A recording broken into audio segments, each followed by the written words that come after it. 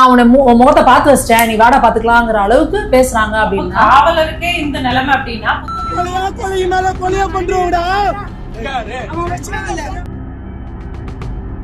அப்போ ரவுடிகளுக்கு இந்த அளவுக்கு தைரியம் கொடுத்துருக்காங்கன்னா அது எப்படி இந்த தைரியம் வந்துச்சு உங்களுக்கு? தமிழகம் வந்து போதையின் பிடியில வந்து சிக்கி தள்ளாடிக்கிட்டு இருக்கு அப்படிங்கறத பாக்குறோம். திருமணம் கடந்த உறவு, அதாவது கள்ளக்காதல் இல்லை, திருமணம் கடந்த உறவு, கிட்னி திருட்டு இல்ல, கிட்னி முறைகேடு. மோடி போட்டோ வைக்கணும்னு போனோம்னா நம்மள ரவுண்டு கட்டிடுவாங்க திமுககாரங்களா.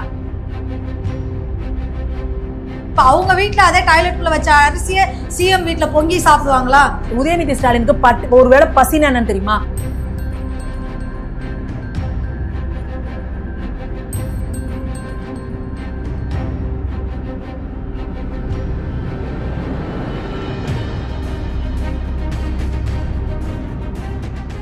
வணக்கம். பாரதிய ஜனதா கட்சியில இப்போ மாநில நிர்வாகிகள் எல்லாரையுமே வந்து புதுசா நியமனம் பண்ணி அறிவிப்பு வெளியிட்டு இருக்கிறாங்க. மாநில துணைத் தலைவர், மாநில பொதுச் செயலாளர்கள், மாநில செயலாளர்கள், அது மட்டும் இல்லாம அணி தலைவர்கள் எல்லாரையும் இது பண்ணியிருக்காங்க. ஸோ புதிதா பொறுப்பேற்றிருக்க அனைத்து மாநில நிர்வாகிகளுக்கும் மனமார்ந்த வாழ்த்துக்களை தெரிவிச்சுக்கிறோம். ஏன்னா இது ரொம்ப ஒரு பாரதிய ஜனதா கட்சியில ஆகட்டும், தமிழ்நாட்டுக்குமே ஆகட்டும், ஒரு முக்கியமான காலகட்டம் இந்த 2026 தேர்தல் அப்படிங்கிறது. தமிழக வரலாற்றிலேயே வந்து இது ஒரு பதியப்படக்கூடிய ஒரு தேர்தல் அப்படிங்கிறது நம்ம எல்லாருக்கும் தெரியும். முக்கியமா இதுல ரொம்ப குறிப்பிட்டு சொல்ல வேண்டியது என்னன்னா, மற்ற கட்சிகளை விட குறிப்பாக திமுகவை கம்பேர் பண்ணும்போது அவர்களுடைய பிள்ளைகள், அவர்களுடைய வாரிசுகள், அந்த குடும்பத்தார் மட்டும்தான் போடுவாங்க.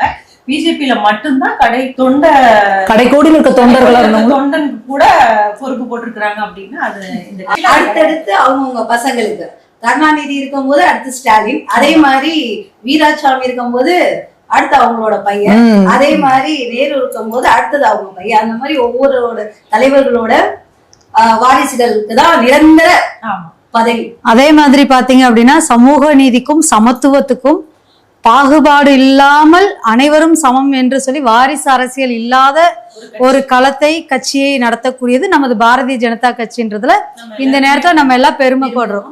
என்னதான் கரடியா கத்திட்டு இருந்தாலும் சரி, அண்ணாமலை அவர்களும் ட்வீட் போடுறாரு, பேசுறாரு, எதிர்கட்சி தலைவரும் பேசுறாங்க, எதிர்கல அரசியல் தலைவர்கள் எல்லாரும் சொல்றாங்க.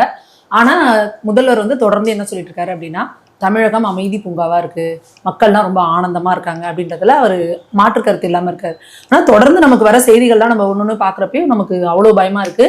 இப்ப சமீபத்துல ஒரு காவல்துறை வாகனத்துல அவங்களை அங்க எடுத்துட்டு போறப்போ அப்படி வந்து அந்த ரவுடிகள் வந்து காவல்துறை அதிகாரிகள் வந்து அவ்வளவு கெட்ட வார்த்தை பேசி அப்படி மிரட்டி அப்படி பேசுறாங்க.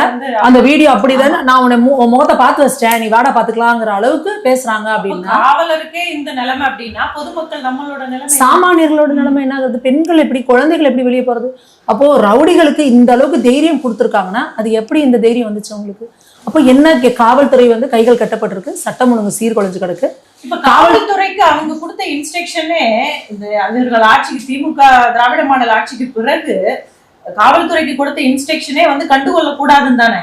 என்ன தவறுகள்லாம் நடக்கும், நீ கண்டுக்க கூடாது. அதனாலதான் ரோட்ல நடக்கக்கூடிய விஷயங்கள்ல இருந்து, ஒரு பள்ளிக்கூடத்துல ஒரு வாத்தியார் கிட்ட ஒரு பையன் எப்படி பிஹேவ் பண்றான், காலேஜ்ல பசங்க என்ன மாதிரி நடந்துக்கிறாங்க, இந்த மாதிரி அரசு தரப்பு மட்டுமல்லாத தனியார் பள்ளிகள்ல கூட ஒரு கண்ட்ரோல் கிடையாது, ஆசிரியர்களுக்கு மதிப்பு கிடையாது, தெருவுல போற வரவங்களுக்கு பாதுகாப்பு கிடையாது, அம்மா பிள்ளைங்க குடும்பமே குடிக்கிறதும் ஒரு பகுதியில நடந்துட்டு இருக்கு. அது மட்டுமல்லாது பசங்க தவறான தீய பழக்கங்களுக்கு போய் பெற்றோரையே வந்து கொலை பண்ற அளவுக்கான தவறான செயல்கள். அவ்வளவு காரணம் போதை. நேத்து முன்னானேத்து கூட ஒரு ரயில்வே ஸ்டேஷன்ல ஒரு 35 வயசு ஒரு லேடி உட்கார்ந்து இருக்காங்க, ட்ரெயின் வெயிட் பண்ணிட்டு. ஒரு கிட்டத்தட்ட ஒரு 20-25 வயசு பையன் தான் பக்கத்துல உட்கார்ந்து வந்து அவங்க கிட்ட தவறா பேசி அந்த செயின் பண்ணி போயிருக்காப்ல. அதுதான் வந்து இந்த கஞ்சா. அடுத்து இந்த பஸ்ல, ஆமா பஸ்ல கூட பாத்தீங்கன்னா ஒரு 2 நாளைக்கு முன்னாடி ஒரு 5 வந்து நல்ல குண்டர்கள் உள்ள பஸ்லயே கத்தி அதெல்லாம் எடுத்துட்டு அப்படியே சண்டை போட்டு, 2 பாதுகாப்பு இல்ல. ஆமா ஃபுல்லா மகளிர் இருக்காங்க பஸ்ஸுக்குள்ள. அவங்க வந்து இந்த சைடு ஓடுறாங்க, அந்த சைடு ஓடுறாங்க.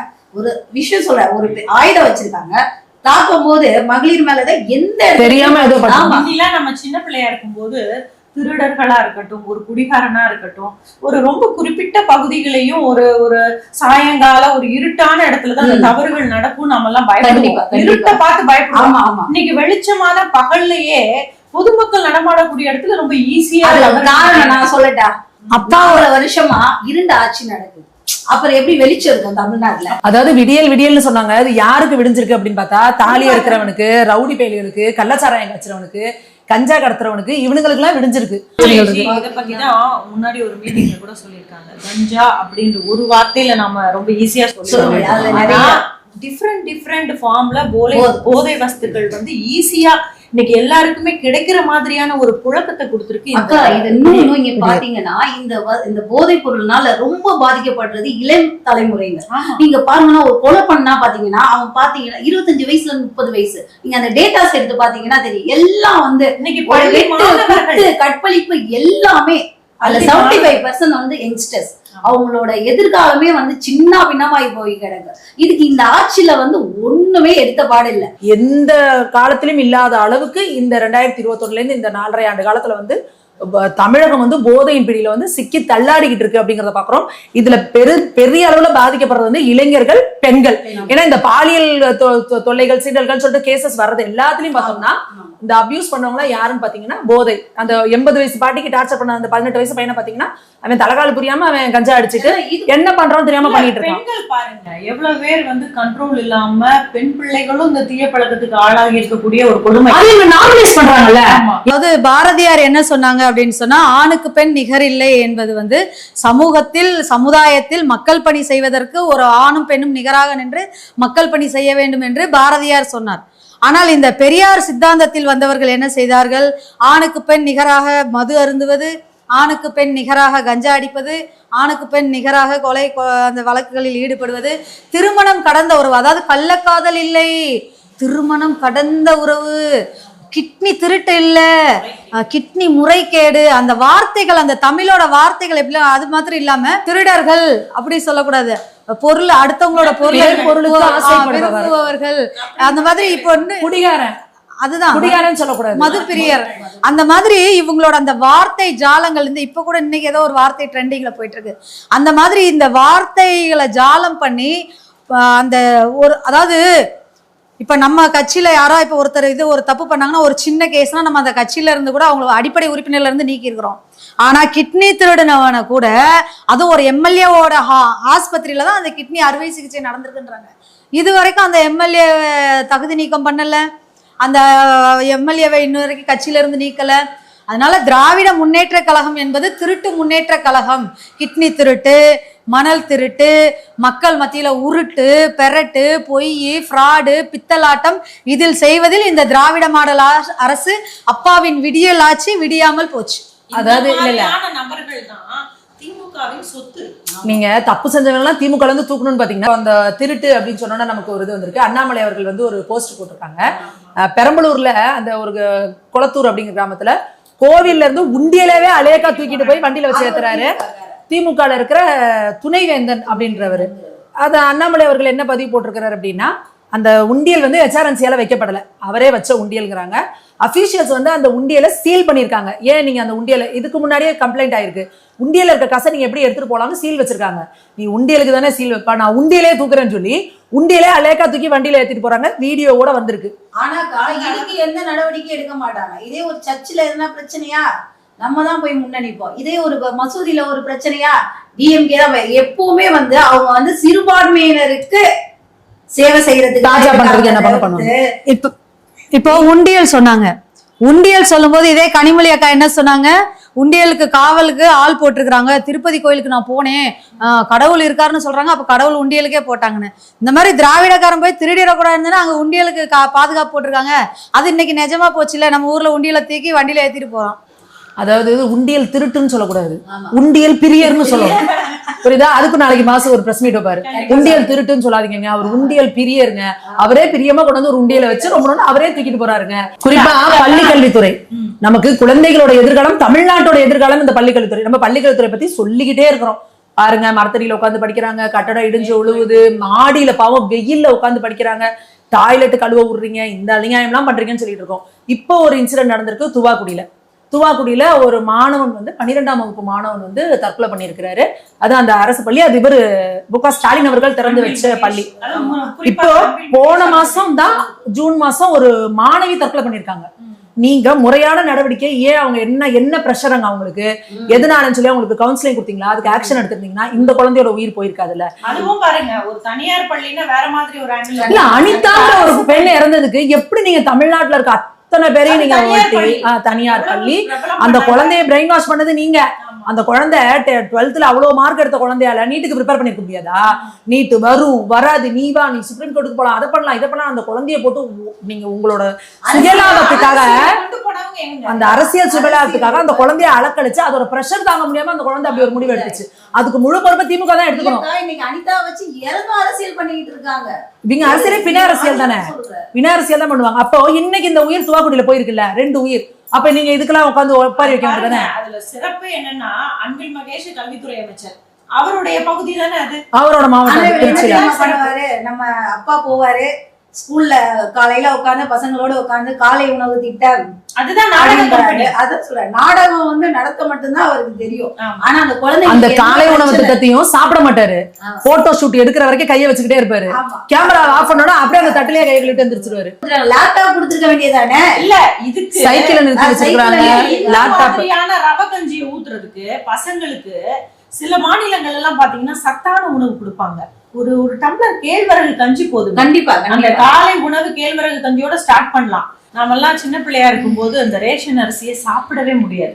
புழு பூச்சி அதுல இருக்கக்கூடிய கருப்பை நீக்கிறதே ஒரு பெரிய சேலஞ்ச். அண்ட் நிறைய வீட்டுல அதை பயன்படுத்தவே மாட்டாங்க. அந்த காலகட்டத்துல கூட எங்க வீட்டுல இந்த ரேஷன் அரிசி வாங்கும் போது மிஷின்ல போய் அதை பாலிஷ் பண்ணிட்டு வந்து ஊற வச்சு கலைஞ்சாதான் இதை யூஸ் பண்றதுக்கான ஒரு வரும்.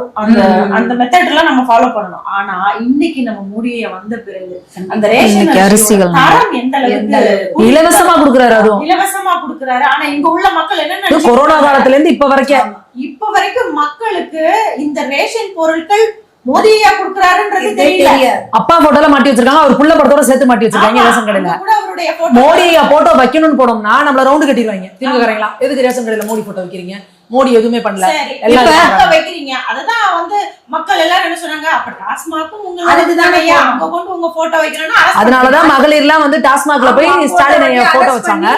இவர் அரெஸ்ட் பண்ணாம இவங்களோட கணவரையும் சேர்த்து ரிமாண்ட் பண்ணாங்க 15 நாள். அவங்க போய் ஒட்டினதுக்கு 20 பேர் ஏதோ அக்யூஸ்ட் மாதிரி வந்து என் கடை வாசல்ல வந்து அரெஸ்ட் பண்ணிட்டு போறாங்க. அந்த அளவுக்கு என்ன குற்றம் பண்ணோம், என்னைய தண்டிக்க முடியாத பட்சத்துல ஏன் என்ன கணவரை 5 நாள் சிறைப்படுத்தினாங்க.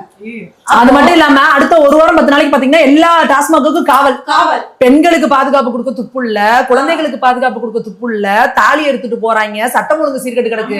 ஆனா டாஸ்மாக் வாசல்ல 5 போலீஸ் உட்கார்ந்து இருந்தாங்க. உட்கார வச்சிருந்தாங்க. எப்படி ஆசிரியர்கள் பற்றாக்குறையோ அதே மாதிரி காவலர்களும் பத்தாது. நம்மளுடைய பாப்புலேஷனுக்கு தமிழகத்துல 1000 பேருக்கு ஒரு காவலர்ன்ற கணக்கு கூட இன்னைக்கு இல்ல. அப்படி இருக்கும்போது இந்த லட்சணம் சட்ட ஒழுங்கு ஒரு பக்கம் நாரிக்கிட்டு இருக்கு. ரோட்ல அடிக்கிறதுல இருந்து பஸ்ல கலவரம், மண்டையை உடைச்சு கற்பழிக்கிறது, எவ்வளவோ பாலியல் துன்புறுத்தல், நாட்டிக்கு வந்து பாதுகாப்பு இல்ல, ஹாஸ்பிட்டல்ல பிள்ளைய பாதுகாக்க முடியல, இப்படி பல இடங்கள்ல பலவிதமான பிரச்சனைகள். இப்படியெல்லாம் இருக்கும்போது இவங்க விற்கக்கூடிய டாஸ்மாக்கு பந்தோபஸ்து பண்றாங்க காவல்துறை. இப்போ நீங்க அரிசி நம்ம சொன்னோம்ல, மத்திய அரசாங்கம் கொடுக்கக்கூடிய, மோடி அவர்கள் கொடுக்கக்கூடிய அந்த அரிசியை வாங்கி ஒரு குடோன்ல அடுக்கி வைக்கிறதுக்கு கூட இந்த திராவிட மாடல் அரசுல இடம் இல்ல. டாய்லெட்குள்ள அரிசியை இறக்கி வச்சிருக்காங்க. அப்ப இது எவ்வளவு ஒரு நிர்வாக சீர்கேடான அரசாங்கம் இந்த திராவிட மாடல் அரசாங்கம். இதே நரேந்திர மோடி அவர்கள் ஜன் ரைஸ், அந்த ஏழை மக்களுக்கான அரிசின்னு ஒரு அரிசி திட்டம் கொண்டு வந்திருக்காங்க. அந்த மாதிரி மத்திய அரசாங்கமானது அடிப்படையான தேவையான ஏழை மக்களுக்கு என்னென்ன நலத்திட்டங்களை கொண்டு வந்து சேர்க்க முடியுமோ ஆரோக்கியமான ஒரு பொருளை இந்த அரசாங்கத்துக்கிட்ட கொடுத்தா அவங்க அதை வாங்கிட்டு போய் டாய்லெட்குள்ள வச்சு எவ்வளவு ஒரு வன்மம், ஒரு வக்ர புத்தி, ஒரு குரூர புத்தி, ஒரு அதிகாரி, அதுக்கு ஒரு அதிகாரி இருக்காங்க, சூப்பர்வைசர் இருக்காங்க, அந்த உணவுப் பொருள் வழங்கல் துறையில உள்ளவங்க இருக்கிறாங்க. அவங்க ஆய்வு நடத்தணும். ஆக்சுவலி அந்த டாய்லெட்டுக்குள்ள வச்சு, இப்ப அவங்க வீட்டுல அதே டாய்லெட்டுக்குள்ள வச்ச அரிசியை சிஎம் வீட்டுல பொங்கி சாப்பிடுவாங்களா? எத்தனை ஏழை மக்கள் இன்னைக்கும் நீங்க பாத்தீங்கன்னா கிராமப்புறங்கள்ல ரேஷன் அரிசி கஞ்சி குடிச்சிட்டு, அதே மாதிரி இந்த பிள்ளைங்களுக்கு போடுற சத்துணவு உணவு கூட அந்த ரேஷன் அரிசி தான். அப்ப இப்படி ஒரு சுகாதார சீர்கேடான ஒரு இடத்துல வச்சு நீங்க கொடுத்தீங்கன்னா இந்த வருங்கால குழந்தைங்களுக்கு எப்படி ஒரு ஆரோக்கியமான ஒரு இதை நம்ம கொடுக்க முடியும் சொல்லுங்க? காலையில ஆரம்பிச்சா ஒரு பொது கழிப்பிடம் எங்கேயோ போறதும் ஒரு வெளியிடங்கள்ல போறதுக்கும் அந்த மாதிரி ஒரு பெண்களுக்கு ஒரு பாதுகாப்பு இல்லாத ஒரு சூழல் இருக்கு. அது பாதுகாப்பை தாண்டி எவ்வளவு ஒரு சோ அதை தடுக்கிறதுக்காக நம்மளுக்கு வந்து இன்னைக்கு நம்ம வீடு வீட்டுக்கு டாய்லெட் சொல்றோம். இன்னைக்கு நிறைய பெண்களுக்கு தெரியாது. நம்ம பஸ்ல ஃப்ரீக்வெண்டா டிராவல் பண்றவங்களுக்கு தெரியும். நம்ம எங்கெங்கெல்லாம் நம்ம டோல் இருக்குல்ல, டோலுக்கு பக்கத்துல எல்லாம் அவங்க வந்து அந்த ஹைவேஸ்லயே வந்து ஒரு டாய்லெட் மெயின்டைன் பண்றாங்க. இதுக்கு முன்னாடி நம்ம பாத்துருக்கோமா? அந்த இடத்துல பாத்தீங்கன்னா ஒட்டிருப்பாங்க பாருங்க, தூய்மை இந்தியா திட்டத்தின் கீழ் இந்த வந்து நிர்வகிக்கப்படுது. அதே மாதிரி எல்லா பெட்ரோல் பங்க்லயும் டாய்லெட் இருக்கு. அந்த டாய்லெட் எவ்வளவு நீட்டா மெயின்டைன் பண்றாங்க. அதுக்கு வாசல்ல ஒரு இது இருக்கு, அதுக்கு செக்கிங் வராங்க. செக் பண்ணப்பட்டதான அந்த டிக் அடிக்கிறாங்க. இதெல்லாம் சென்ட்ரல் கவர்மெண்ட் சத்தம் இல்லாம செஞ்சுட்டு இருக்கு. அதே போல இந்த உணவகங்கள்ல நிறுத்துறாங்க பாருங்க, அந்த இடத்துல இப்ப காசு வாங்க கூடாது அப்படிங்கிறது வந்து தூய்மை இந்திய திட்டத்துக்கு கீழே இருக்கு. சில இடங்கள்ல வாங்குறாங்க, சில இடங்கள்ல வாங்கல. ஆனா அந்த இடம் டாய்லெட் நீட்டா மெயின்டைன் பண்ணப்படுதா அப்படிங்கறத கவனிக்கிறாங்க. அப்போ கண்ணுக்கு தெரியாமல் இங்க தமிழக மக்களுக்கு பெண்களோட கண்ணியத்தை பாதுகாக்கிறது முதற்கொண்டு ஆரம்பிச்ச உடனே அந்த நம்ம வந்து கழிப்பறைக்கு போறதாக இருக்கட்டும், அப்புறம் சமைக்கிறதுக்கு சிலிண்டர், வீடு, இல்ல அதாவது பேசிக்கான ஒரு விஷயம். ஒரு கஷ்டப்படுற வீட்டுல பிறந்தவங்களுக்கு தான் ஒரு வீட்டுல இருக்க ஒரு தாய் வந்து எதுக்கெல்லாம் கஷ்டப்படுவாங்கன்னு தெரியும். இவங்க எல்லாம் ராஜா வீட்டு கண்ணு குட்டிங்க, கொள்ளையடிச்சு கோடி கோடியா சொத்தை வச்சுக்கிட்டு இவங்களுக்கு கஷ்டம்னா என்னன்னு தெரியுமா? உதயநிதி ஸ்டாலினுக்கு ஒருவேளை பசினா என்னன்னு தெரியுமா? பட்டினா என்ன தெரியுமா? ரேஷன் அரிசி சோறு இப்படி கையில எடுத்து பாத்துருப்பாரா? மக்கள் மருந்தகம்னு நம்ம மத்திய அரசாங்கம் மோடி அவர்கள் கொடுத்திருந்தாங்க. இதே ஸ்டாலின் அவர்கள் சொன்னாங்க, ஸ்டாலினோட மருத்துவம் முதல்வர் மருந்தகம்னு கொடுத்தாங்க.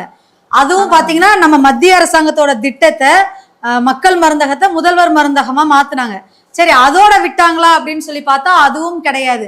மக்களை தேடி மருத்துவம்னு சொல்லிட்டு இந்த ஊராட்சி, நகராட்சி, பேரூராட்சி சைட்ல அந்த சுகாதார மக்களை தேடி மருத்துவம்னு சொல்லிட்டு அந்த அதுக்கு போனாங்க. இப்ப பாத்தீங்கன்னா நலன் காக்கும் முதல்வரா, அப்போ நலன் காக்கும் ஸ்டாலின், நலன் காக்கும் என்ன, அவரே வந்து ஊசி போடுவாரு, அவரே வந்து பிரஷர் செக் பண்ணுவாரு. இல்ல அவரே நலன் இல்லாம இப்பதானே அப்போலோல போயிட்டு வந்தாரு. அந்த அப்போலோல இருக்கப்பையும் பாத்தீங்கன்னா இவங்க ஜெயலலிதா அம்மையார் இருக்கப்போ என்னென்ன பேசுனாங்க. இவரை பாத்தீங்கன்னா தலை சுத்தலுங்கிறாங்க, இல்ல ஹார்ட் அட்டாக்ங்கிறாங்க, ஃபேஸ் மேக்கர் வச்சுங்கிறாங்க. எது உண்மை என்ன கரெக்டானது இல்ல. பார்த்தா வெளியே வந்துட்டாரு. எப்படின்னா மோடி ஐயா இப்படி போனா இவர் எப்படி வெளியே வந்து, அதான் ஒரு படத்துல சொல்லலாம், ஐயா எனக்கு தலை வலிக்குது, கால் வலிக்குது, வயிற்று வலிக்குது, இது வலிக்குது, அது வலிக்குது, உள் மூலம் வெளி மூலம், உன் பேர் என்னப்பா ஆதி மூலம், அந்த மாதிரி தலைவலிக்கு போனவரு நீங்க சொன்ன மாதிரி நெஞ்சு வலி வந்துச்சு, ஃபேஸ் மேக்கர் வைக்கிற அளவுக்கு போயிடுச்சு. ஃபேஸ் மேக்கர் வச்சு ஓய்வு இல்லாம உடனடியாக வீட்டுக்கு சென்று விட்டார் ஸ்டாலின் அவர்கள். அதுவும் இல்லாம வந்து இது ஹாஸ்பிட்டல்ல இருந்தே வந்து எல்லா துறைகளையும் கூப்பிட்டு வந்து அங்க ஒரு போட்டோ ஷூட் நடத்தினார். இதெல்லாம் திராவிட மாடல சகஜங்க. இப்ப சேகர் பாபு அவர்கள் மீதும் பார்வைப்பட்டிருக்கு. கண்டிப்பா. ஏன்னு கேட்டா முதல்வர் வராரா, செருப்பு கீழே இருக்கான், அந்த செருப்பை ஓடோடி போய் கையில எடுத்து போடுறது, துர்காமியார் கார்ல ஏறினாங்கன்னா புடவையை எடுத்து உள்ள போடுறது, புடவை புடிச்சிட்டு பின்னாடி ஓடுறது. மத்த கட்சிகள்ல வந்து உருள்றாங்க, பெறல்றாங்கன்னு எத்தனை மேடை சுயமரியாதை சிங்கங்கள், அத மானமிகு மிக்க தன்மான மிக்கவர்கள் சேகர் பாபு அவர்களோட இந்த முதல்வர் வயசு காலம் புடவை எடுத்து உள்ள வைப்பாரு. அடுத்தது இப்ப நம்ம சொல்லியிருந்தோம் இல்லையா அந்த பேர் வைக்கிறதுன்னு, உங்களுடன் ஸ்டாலின், நலன் காக்கும் ஸ்டாலின் சொல்லி பேர் வைக்கிறதுக்கெல்லாம் ஏடிஎம்கே வச்சிருந்த CV சண்முகம் அவர்கள் வந்து இப்போ போய் ஒரு கேஸ் போட்டிருக்காரு. அதுல கோர்ட் வந்து சாட்டையா கேள்வி கேட்டிருக்கு.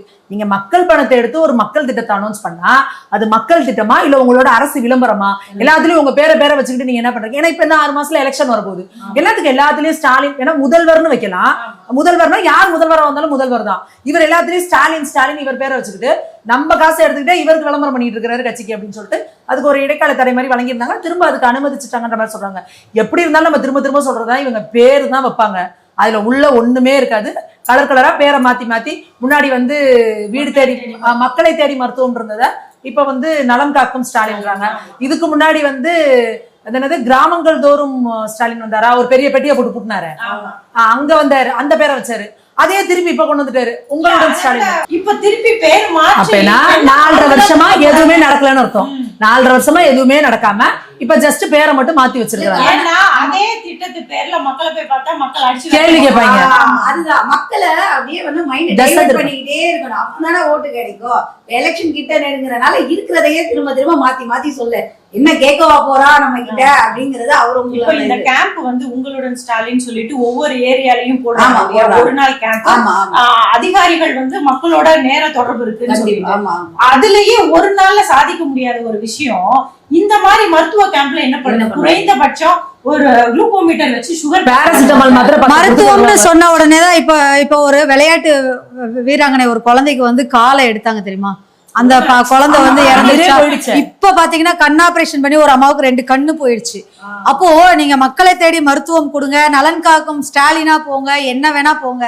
அதுக்கு முன்னாடி உங்க கண்ட்ரோல்ல இருக்கக்கூடிய சுகாதாரத்துறைய மருத்துவமனைகளை, அரசு மருத்துவமனைகள் தூய்மையாகவும் சுகாதாரமாகவும் மக்கள் எளிமையாக பயன்படுத்தக்கூடிய வகையில, அதே மாதிரி அந்த டாக்டர்கள் வந்து கொஞ்சமாவது ஒரு டெடிகேஷனோட அந்த நோயாளிகளுக்கு வந்து அந்த ட்ரீட்மெண்ட் கொடுத்தீங்கன்னா பரவாயில்ல. இதே பாத்தீங்க அப்படின்னு சொன்னா இந்த மருத்துவர்களுக்கும் நோயாளிகளுக்கும் இடைப்பட்ட சரியான மருத்துவம் பண்ணல அப்படின்னு சொல்லி அடிக்கடி நிறைய இடத்துல தகராறு வருது. அரசு ஊழியர்கள் வந்து, அரசு மருத்துவர்கள் வந்து ஒரு பணியில இருக்கும்போது தன்னோட மொபைல் போனை வந்து தயவு செய்து ஆஃப் பண்ணி சுவிட்ச் ஆஃப் பண்ணி வச்சுட்டு அந்த மருத்துவம் பார்த்தா நல்லா இருக்கும். ஏன்னா அந்த நேரத்துல மொபைல் போன் எடுத்து அவங்க பேசுறதுனால நீங்க என்ன சொல்றீங்க? ஏன்னா அவங்களை தேடி மருத்துவம் பண்றது இருக்கட்டும், மக்கள் தேடி வரதுல ஒழுங்கா மருத்துவம். அக்கா, இப்போ இந்த திருநெல்வேலியில வந்து ரொம்ப பரபரப்பா பேசப்பட்டிருக்க விஷயம் வந்து அந்த கவின் அப்படிங்கிற இளைஞரோட கொலை அப்படின்றத பாத்துட்டு இருக்கோம். இதுல இப்ப அந்த கொலை அது ஒரு சென்சிட்டிவான இஷ்யூ அப்படிங்கறது எல்லாத்தையும் தாண்டி இதுக்குள்ள ஒரு மிகப்பெரிய அரசியல் செய்யப்படுதோ அப்படிங்கறது வந்து நமக்கு எல்லாத்துக்கும் அப்பட்டமா தெரியுது. ஏன்னா உயிர் எப்பவுமே வந்து ஒரு உயிரை எடுக்கிறதுக்கு யாருக்குமே இது கிடையாது. அது மிக தவறான விஷயம். அது வந்து ரொம்ப தப்பு. அதை நம்ம ஏத்துக்கல. ஆனா அதே உயிர் யாரோட உயிர் அப்படிங்கறத பொறுத்து இங்க மாறுது. அதாவது கொலை செய்யப்பட்டவர்கள், கொலை செஞ்சவருமே இதற்கு முன்னாடி ஏற்கனவே இது போன்ற கொலைகள் நடந்தப்போ மௌனமா இருந்தவங்க எல்லாம் இப்ப பேசுறாங்க. அப்போ யார் கொலை செய்யறாங்க, யார் இந்த இதுல விஷயத்துல ஈடுபடுறாங்கிறத பொறுத்துமே இதை வந்து இஷ்யூ ஆக்குறாங்கன்னா அப்ப இங்க எல்லாமே அரசியல் தானா? உயிர்களுக்கு என்ன மதிப்பு அப்படிங்கிற கேள்வி நமக்கு வருது. உயிர்களுக்கு மதிப்பு கிடையாது. என்ன அப்படின்னா அரசியலுக்காக அண்ணன் திருமாவளவன் அவர்கள் கூட இந்த கவினோட கொலை வழக்குல இப்ப அண்ணன் திருமாவளவன் முனைப்பு காட்டுறாரு. இதே அண்ணன் திருமாவளவன் அவர்கள் வேங்க வயல்ல மலத்தை கலந்தப்பையும், அதே மாதிரி நாங்குநேரியில பள்ளி சிறுவர்களை வெட்டிய பொழுதும், அது மாத்திரம் இல்லாம இந்த அஜித்குமார் மரண வழக்கு. ஏன்னா அண்ணன் ஒரு அரசியல்வாதி, ஒரு சமூக தலைவரா இருந்தா கூட அவரு வந்து ஒரு அரசியல்வாதியா இருக்கும்போது அனைத்து பிரச்சனைகளுக்குமே குரல் கொடுக்கணும். 2வது, திருமாவளவன் அண்ணன் அவர்கள் இது மாதிரியான மாற்று ஜாதிக்கார பெண்களை திருமணம் செய்ய தலித் பசங்களை வந்து தூண்டுறாரு. அது வந்து அதுவே முதல் தப்பு. இன்னைக்கு அதனால இந்த ஒரு ஆணவ கொலை நடந்துச்சுன்னு சொல்றாங்க. அண்ணனோட பேச்சை கேட்டுட்டு கூட அந்த பையன் லவ் பண்ணிருக்கலாம். அதுக்கு பின்னாடி என்ன மர்மங்கள் இருக்குதுன்னு நம்மளுக்கு தெரியாது. விசாரணைகள் போக போக தான் தெரியும். அண்ணன் தான் சரக்கு இருக்கு, முறுக்கு இருக்கு, மிடுக்கு இருக்கு, அடங்கமறு, அத்துமீறு, திமிரி எழு, திருப்பி அடின்னு அண்ணன் வந்த பஞ்சு டைலாக்லாம் சொல்லிடுறாரு. அதே மாதிரி இந்த இளைய தலைமுறையான இந்த பசங்களுக்கும் நான் சொல்றேன், தயவு செய்து ஒரு மோகத்துல வாழாதீங்க. இப்ப இருக்கிற பசங்களுக்குலாம் என்ன அப்படின்னா ஒரு பெருமையா சொல்லிக்கிற அளவுக்கு நல்ல வெள்ளை ஃபிகரா ரிச் கேர்லா இருக்கணும்னு ஆசைப்படுறானுங்க, நல்லா படிச்சிருக்கணும்னு ஆசைப்படுறானுங்க, அடுத்த ஜாதி பொண்ணதான் லவ்வும் பண்றானுங்க. இந்த ஜாதி மாதிரி ஒரு மாறி திருமணம் பண்ணுவது என்பது வந்து ஒரு அது என்னைக்கா இருந்தாலும் அந்த பெற்றோருக்கு வந்து ஒரு தலைகுனிவு. கலப்பு திருமணங்கள் ஏத்துக்கலாம், ஆனா பெற்றோர்கள் சம்மதத்தோட இருந்தா ஏத்துக்கலாம். அப்படி இல்லை அப்படின்னு சொன்னா அதுல வந்து பாத்தீங்கன்னா அந்த சாஸ்திர சம்பிரதாயங்கள் சடங்குகளை நம்ம ஃபாலோ பண்ணி வந்தோம்னா ஒரு மதம் விட்டு ஒரு மதம் மாதிரி திருமணம் பண்றது, ஒரு ஜாதி விட்டு ஒரு ஜாதி திருமணம் பண்றது, இது வந்து பாத்தீங்கன்னா ஒரு நல்லது கெட்டது. ஒரு குழந்தை பிறந்து பேர் வைக்கிறதுல இருந்து ஒருத்தவங்க இறந்து போயிட்டா அந்த சடங்குகள் செய்யற வரைக்கும் இந்த குழப்பங்கள் வந்து தலைகீழாக மாறிவிடும். நீங்க இப்ப சொன்னீங்க கரெக்டான பாயிண்ட். இதுல அதனால இல்ல இது ஒண்ணு சொல்லிடுறேன். அதனால இவங்க என்ன பண்றாங்க, ஒரு பொண்ணு வந்து மாற்று மதத்தையோ இல்ல மாற்று ஒரு சமூகத்தை சார்ந்த பையனையோ கல்யாணம் பண்ணிட்டான், காலத்துக்கும் அது சீரழிவு, நம்ம குடும்பத்தை அசிங்கப்படுத்திட்டாங்க, அவமானப்படுத்திட்டாங்க, நம்ம குடும்பத்துக்கே கேவலம் ஆயிடுச்சு அப்படின்னு சொல்லி இந்த ஆணவ கொலைகள் நடக்குது. இன்னைக்கும் வந்து பாத்தீங்கன்னா இரட்டை கொலை முறைகள் இருக்கு. இன்னைக்கும் வந்து இந்த ஒரு தெருவு இருக்கு, இந்த ஒரு தெருவு இருக்கு. அந்த 2 தெருவுகளுக்கு நடுவுல அது ஒரு பிரச்சனைகள் இருக்கு. மேல் தெருவுக்காரவங்க கீழ் தெருவுக்கு போக மாட்டாங்க, கீழ் தெருவுக்காரவங்க மேல் தெருவுக்கு போட மாட்டாங்க, மேல் தெருவுக்காரவங்க நடந்து வந்தா தோல்ல இருக்கிற துண்டை எடுத்துட்டு கூட ஐயான்னு சொல்றவங்க இருக்கிறாங்க. அந்த மாதிரி இன்னும் வந்து வரப்புல வயக்காட்டுல வரப்புல நடந்து போனா கூட எழுத்தாப்புல வரும்போது கீழே இறங்கி நின்று வழிவிடுவாங்க. அந்த மாதிரியான விஷயங்கள்லாம் இருக்கு. முதல்ல திருமாவளவன் அண்ணா அவர்கள் ஜாதிய ஏற்றத்தாழ்வுகளை நிறுத்திட்டு அதுக்கப்புறம் அந்த ஆணவ படுகொலையில, ஏன்னா இவரே தான் ஜாதி விட்டு ஜாதி போய் அந்த பிள்ளைங்களை தூக்குங்கன்னு சொல்றாரு. சரியா? அப்ப அவன் வந்து என்ன பண்ணுவான், நம்ம ஜாதிக்கார பொண்ணு ஒருத்தன் தூக்கிட்டு போயிட்டா அப்ப அவனை விடக்கூடாதுடான்னு சொல்லி பண்ணிடுறாங்க. ஏன்னா எமோஷன்றது வந்து 2 பக்கமே இருக்கு. இப்ப அந்த பொண்ணு வீட்டுல இப்ப அந்த பொண்ணோட வாழ்க்கை போயிடுச்சு. அதாவது அந்த பொண்ணு வந்து ஒரு விரும்பி கவினை கல்யாணம் பண்ணாலும் கவின் வீட்டுல கவினோட உயிர் போயிடுச்சு. இந்த பொண்ணு வீட்டுல அந்த பொண்ணோட வாழ்க்கையை சீரழிஞ்சு போச்சு. இனி அந்த பொண்ணை எவன் கட்டுவான்? அப்பா அம்மா ஜெயில்ல, தம்பிக்கார பையலோ அண்ணனோ அவனும் ஜெயில்ல. அப்ப அந்த குடும்பமே நாசமா போச்சு. அப்போ இந்த ஒரு காதலால ஒரு குடும்பமே நாசமா போச்சு. 7 வருஷம் லவ் பண்ணும் பொழுது இது நம்ம குடும்பத்துக்கு ஆகுமா ஆகாதான்னு 2 பிள்ளைங்களும் பாத்துக்கணும். புரியுதா? ஒரு 2 தனிநபரோட காதல் வந்து இன்னைக்கு ஒரு சமூக பிரச்சனையா கொண்டு வந்து அதை இன்னைக்கு பெரிய பிரச்சனையா வந்து நிக்க அளவுக்கு 2 குடும்பமும் இன்னைக்கு சீரழிஞ்சு போச்சு. இறுதியாக நம்ம மோடி ஐயா வந்து பிரிட்டன் சந்திப்புக்கு அப்புறம் அந்த இங்கிருந்து ஏற்றுமதி செய்யக்கூடிய பொருட்களுக்கு வந்து முழு விலக்கு வந்து கொண்டு வந்தாங்க. அது இங்க இருக்கக்கூடிய இண்டஸ்ட்ரியல் ஸ்மால் பிசினஸ் பண்ணக்கூடியவங்க ஈஸியா ஏற்றுமதி செய்யக்கூடிய ஒரு மிகப்பெரிய சோர்ஸ். இதனால அமெரிக்கா வந்து அறிக்கை விட்டிருந்தாலும் உலகமே உற்று நோக்கிய தருணம். ஐயா வந்து இந்த அளவுக்கு ஒரு மிகப்பெரிய தேசிய மாடல் அப்படின்னா மோடி என்ன பண்றாருன்னா, இன்னும் 50 வருஷம் கழிச்சு இந்தியா எப்படி இருக்கணும், இளைஞர்கள் எப்படி போகணும்னு அவர் பிளான் பண்ணிட்டு இருக்காரு. அதே திராவிட மாடல் என்ன பண்ணிட்டு இருக்குன்னா, நம்மள 50 வருஷம் பின்னாடி எடுத்து கொண்டு போயிட்டு இருக்கு. அது மட்டும் இல்லாம இங்க ஜாதிய கொலைகள் நடந்துட்டு இருக்கு, பெண்கள் வெளியில போக முடியல, இங்க வந்து பாதுகாப்பு கிடையாது, இங்க கூடி போதைன்னு தமிழகத்தை 50 வருஷம் பின்னாடி கொண்டுட்டு போயிட்டு இருக்கு திராவிட மாடல். பாரத தேசத்தையே 50 வருஷம் முன்னோக்கி நகர்த்தி கொண்டு போயிட்டு இருக்காரு தேசிய மாடல். அவர்கள் குடும்பம் முன்னோக்கி போய்கிட்டு இருக்கு. அவங்க குடும்பத்தை மட்டும் வளர்க்கறதுல முன்னோக்கி போயிட்டு. ஒரே ஒரு கருத்து, இப்ப நம்ம பாரத பிரதமர் நரேந்திர மோடி அவர்கள் ஆகஸ்ட் 15 சுதந்திர தின உரையில நான் என்ன பேசணும், நீங்க என்ன விரும்புறீங்க அதை எனக்கு அனுப்புங்க அப்படின்னு சொல்லி அந்த மை கவர்மெண்ட்ல அனுப்ப சொல்லி பொதுமக்கள் கிட்ட ரிக்வெஸ்ட் வச்சிருக்காங்க. அப்போ நம்மளோட அரசாங்கமானது ஒரு பிரதமர் நான் என்ன பேசணும்ன்றத கூட எனக்கு நீங்க உங்களோட கருத்துக்களா சொல்லுங்க, நான் அதை பிரதிபலிக்கிறேன்றாரு. அவர் மக்களுக்கான அரசை கொடுத்துக்கிட்டு இருக்காரு. இந்த ஸ்டாலின் அரசாங்கம் விடியாத ஒரு அரசாங்கத்தை கொடுத்துட்டு, அதனால மாற்றம் வேண்டும். அதுதான் சொல்றது. நம்ம பாரத பிரதமர் மக்களுக்கான பிரதமர். 140 கோடி மக்களுக்கும் சேர்த்து அவர் இங்க வந்து இந்த ப்ரே பண்ணிக்கிட்டது ட்விட்டர்ல போட்டிருந்தாங்க. அது 140 கோடி மக்களோட தாயுமானவரா அவர் இருக்கார். ஒரு தகப்பனா ஒரு தாயா இருந்து அவர் வந்து எவ்வளவு நல்லது பண்ணியிருக்காங்க. தமிழ்நாட்டு மக்களுக்கும் அது புரியும். அதிகமான இளைஞர்களை கொண்ட இந்த பாரத தேசம்னு விவேகானந்தர் சொல்லியிருக்காரு. அதனால ரொம்ப ஸ்ட்ரென்த் நம்ம பாரத தேசத்துக்கு தான் அப்படின்னு. அந்த நிலை வந்து இப்ப அதிகமான மாநிலங்களை கொண்டிருந்தாலும் யூபிக்கு அப்புறமா அடுத்தபடியான பாப்புலேஷன் கொண்டது நம்ம தமிழ்நாடு தான். ஆனா நம்மளோட சேட் பார்ட் என்னன்னா, இங்க இருக்கக்கூடிய மோஸ்ட் ஆஃப் த இளைஞர்கள் வந்து போதை வஸ்துகளால அடிமைப்பட்டு பின்னோக்கி போறோன்றதுதான் வருத்தமான விஷயமா இருக்கு. நாம இதுவரைக்கும் நம்ம அலசி ஆராய்ச்சி பார்த்ததுல நமக்கு இதுவரைக்கும் நமக்கு என்ன தெரியுதுன்னா, நம்ம எத்தனை நம்மளோட விவாதங்கள் என்ன வச்சுக்கிட்டாலுமே நம்மளால ரொம்ப பெருமையா நம்ம தமிழ்நாடை பத்தி, ஏன்னா எப்பவுமே நம்ம தமிழ்நாடை பத்தி பெருமையா சொல்றதுக்கு நமக்கு நிறைய விஷயங்கள் இருக்கும். அந்த அளவுக்கு நம்மளோட இளைஞர்களும் சரி நம்ம மாணவர்களும் சரி அவ்வளவு சாதனை இதெல்லாம் பண்ணிட்டே இருப்பாங்கன்னா, இப்ப தொடர்ந்து நம்ம பார்க்கக்கூடியது என்ன அப்படின்னா, கடுமையான சட்ட ஒழுங்கு பிரச்சனை, மாணவர்கள் முதற்கொண்டு ஸ்ட்ரெஸ்ல வந்து சூசைட் பண்ணிக்கிற மாதிரி இருக்கிறது, பள்ளி கல்வித்துறையில இருந்து முக்கியமா இயங்கக்கூடிய துறைகள் காவல்துறை எல்லாமே வந்து மிகப்பெரிய ஒரு எப்படி சொல்றதுன்னா ஒரு ஹேண்டிகேப்டா ஆயிருக்கு அப்படிங்கறது வந்து நம்ம பாக்குறோம். அப்போ மிகப்பெரிய ஒரு கவலையும் அச்சமும் நமக்கு வந்து எழுது. ஏன்னா இன்னைக்கு இந்த 5 ஆண்டுகள் இந்த திமுக கையில நம்ம இது கொடுத்தது எப்படின்னா, கிட்டத்தட்ட 10-15 வருடங்கள் வந்து நம்ம தமிழகத்தை பின்னோக்கி கொண்டு வந்துட்டோம். அப்ப இனி 2026 தேர்தல்ல நம்மளோட தமிழக மக்கள் வெளிப்போட இருக்கணும். இப்ப ஐயா கூட ராமதாஸ் ஐயா கூட சொல்லியிருக்காரு, அன்புமணி ராமதாஸ் வர வேண்டும் என்பதை விட வரக்கூடாது என்பது முக்கியமா இருக்குன்னா அது ரொம்ப ரொம்ப முக்கியம். தமிழக மக்களுக்கு அது மிகப்பெரிய கோரிக்கை. அதுதான் இங்க நம்ம யார் ஆடணும் அப்படிங்கறத விட யார் வரக்கூடாது நமக்கு ரொம்ப முக்கியம். நாசம் பண்ணிடுவாங்க நம்ம தமிழ்நாட்டை. அதுக்கு இந்த 5 வருஷம் உதாரணம். அதனால 2026 தேர்தல்ல நம்ம தமிழக மக்கள் ஒரு மிகச்சிறந்த பாடத்தை திமுகவுக்கு கற்பிக்கணும்.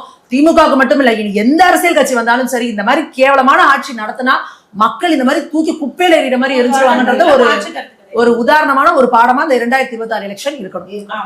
நன்றி, வணக்கம்.